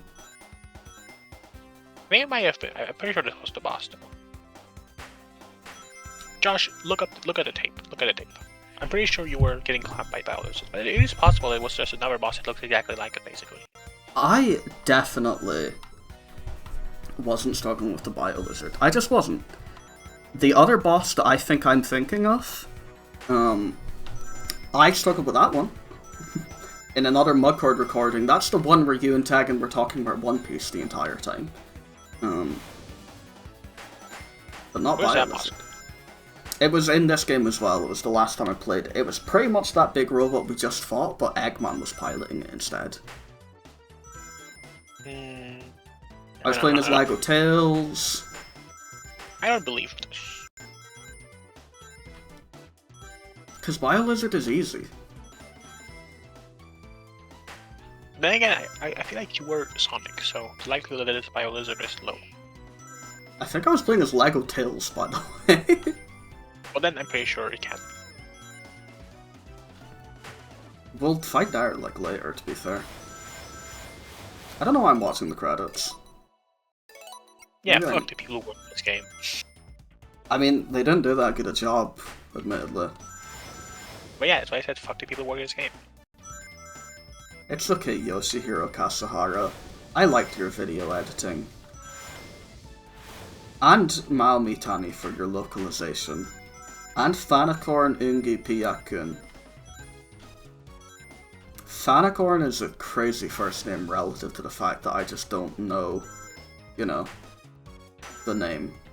Is Kensaku Nishimura Tsugahara Ishihara the same person? Because theirs weren't spaced around like everybody's were.